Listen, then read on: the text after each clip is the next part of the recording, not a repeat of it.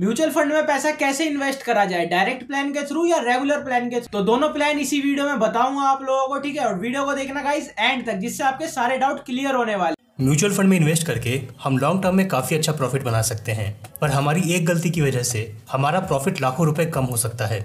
हम इस वीडियो में उसी गलती के बारे में बात करेंगे और जानेंगे कि कैसे हम इस गलती से बचकर अपने लाखों रुपए बचा सकते हैं। पर हर म्यूचुअल फंड में इन्वेस्ट करने के दो ऑप्शन होते हैं, एक होता है डायरेक्ट प्लान और दूसरा होता है रेगुलर प्लान।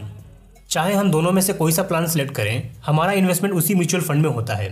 पर दोनों प्लान में एक फ़र्क होता है, जिससे लॉन्ग टर्म में इनके रिटर्न्स में लाखों रुपए का डिफरेंस हो जाता है। दोस्तों, एक म्यूचुअल फंड के डायरेक्ट और रेगुलर प्लान में डिफरेंस होता है एक्सपेंस रेशियो का। एक्सपेंस रेशियो ये बताता है कि हमें अपने इन्वेस्टमेंट पर म्यूचुअल फंड को ईयरली कितना फीस देना है। रेगुलर प्लान्स के एक्सपेंस रेशियो डायरेक्ट प्लान से ज़्यादा होते हैं और इसी वजह से लॉन्ग टर्म में दोनों के रिटर्न्स में बहुत ज़्यादा फर्क हो जाता है। दोस्तों, एक म्यूचुअल फंड में डायरेक्ट प्लान से इन्वेस्ट करने का मतलब है कि हम बिना किसी म्यूचुअल फंड एजेंट या एडवाइज़र के उस म्यूचुअल फंड में इन्वेस्ट कर रहे हैं, यानी हम सीधे म्यूचुअल फंड से ट्रांजैक्शन करके उसकी यूनिट्स को बाई कर रहे हैं। वहीं जब हम किसी म्यूचुअल फंड में रेगुलर प्लान से इन्वेस्ट करते हैं, तो इसका मतलब है कि हम किसी म्यूचुअल फंड एजेंट, ब्रोकर या एडवाइज़र के थ्रू उस म्यूचुअल फंड में इन्वेस्ट कर रहे हैं। यानी रेगुलर प्लान्स में हमारे और म्यूचुअल फंड कंपनी के बीच में एक ब्रोकर या मिडिल मैन आ जाता है, जो मेनली म्यूचुअल फंड डिस्ट्रीब्यूटर्स होते हैं। म्यूचुअल फंड्स इन डिस्ट्रीब्यूटर्स को नए इन्वेस्टमेंट लाने पर ईयरली कमीशन देते हैं, जिस वजह से रेगुलर प्लान्स के एक्सपेंस रेशियो ज़्यादा होते हैं। दोस्तों, म्यूचुअल फंड्स अपने डिस्ट्रीब्यूटर को जो कमीशन पे करती है उसे ट्रेलिंग कमीशन कहा जाता है और ये हमारे इन्वेस्टमेंट अमाउंट का 1% तक हो सकता है। ये कमीशन म्यूचुअल फंड्स अपने डिस्ट्रीब्यूटर्स को तब तक ईयरली पे करती रहती है जब तक हम उस म्यूचुअल फंड के रेगुलर प्लान में इन्वेस्टेड रहते हैं। आइए हम इसे एक एग्जांपल से समझते हैं। मान लेते हैं कि एबी ब्लू चिप फंड एक म्यूचुअल फंड है जिसके डायरेक्ट प्लान का एक्सपेंस रेशियो 0.5% है और रेगुलर प्लान का एक्सपेंस रेशियो है 1.25%।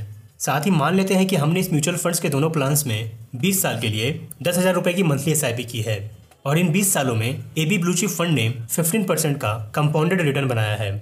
पहले बात करते हैं डायरेक्ट प्लान में मिलने वाले रिटर्न्स की। एबी ब्लू चिप फंड ने भले 20 सालों में 15% का कंपाउंडेड रिटर्न बनाया हो, पर हमने इसकी एक्सपेंस फीस 0.5% भी ईयरली पे की है, जिसकी वजह से हमारा कंपाउंडेड रिटर्न हो जाएगा 15% माइनस 0.5% एक्सपेंस फीस, यानी कि 14.5%।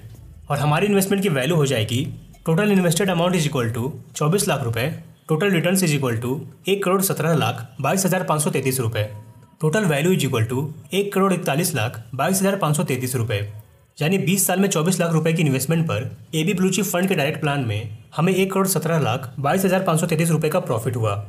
वहीं अगर हम एबी ब्लू चिप फंड के रेगुलर प्लान की बात करें तो इस प्लान का एक्सपेंस रेशियो था 1.25%, जिसे हमने ईयरली पे किया है और इस वजह से हमारा कंपाउंडेड रिटर्न 15% माइनस 1.25% एक्सपेंस फी, यानी कि 13.75% हो जाएगा और हमारी इन्वेस्टमेंट की वैल्यू हो जाएगी total invested amount is equal to 24 lakh रुपए, टोटल रिटर्न्स 1,03,11,227 रुपये, total value is equal to 1,27,11,227 रुपये। यानी 20 साल में 24 लाख की इन्वेस्टमेंट पर एबी ब्लू चिप फंड के रेगुलर प्लान में हमें 1,03,11,227 रुपये का प्रॉफिट हुआ, जो एबी ब्लू चिप फंड के डायरेक्ट प्लान से 14,11,306 रुपये कम है। दोस्तों, यहाँ पर एबी ब्लू चिप फंड के डायरेक्ट प्लान का एक्सपेंस रेशियो था 0.5% और उसके रेगुलर प्लान का एक्सपेंस रेशियो था 1.25%, यानी कि रेगुलर फंड का एक्सपेंस रेशियो डायरेक्ट से सिर्फ 0.75% ज़्यादा था। पर दोस्तों, हमें सिर्फ इसी 0.75% ज़्यादा के एक्सपेंस रेशियो की वजह से 20 साल में 14,11,306 रुपये का लॉस हुआ। दोस्तों, स्टॉक मार्केट में हमारे रिटर्न्स कंपाउंड होते हैं और इसी वजह से छोटे से छोटे रिटर्न भी लॉन्ग टर्म में बहुत बड़े हो जाते हैं। इसलिए हमें हमेशा सिर्फ और सिर्फ डायरेक्ट म्यूचुअल फंड में ही इन्वेस्ट करना चाहिए। अगर हम कहीं भी म्यूचुअल फंड में इन्वेस्ट कर रहे हैं तो हमें यह पहले पता कर लेना चाहिए कि वो डायरेक्ट प्लान है या नहीं। आमतौर पर जब हम किसी म्यूचुअल फंड डिस्ट्रीब्यूटर के प्लेटफॉर्म से म्यूचुअल फंड में इन्वेस्ट करते हैं तो वो रेगुलर प्लान्स होते हैं, क्योंकि म्यूचुअल फंड डिस्ट्रीब्यूटर का बिजनेस म्यूचुअल फंड्स के कमीशन पर ही डिपेंड करता है। पर इसकी वजह से हमें लाखों का नुकसान होता है।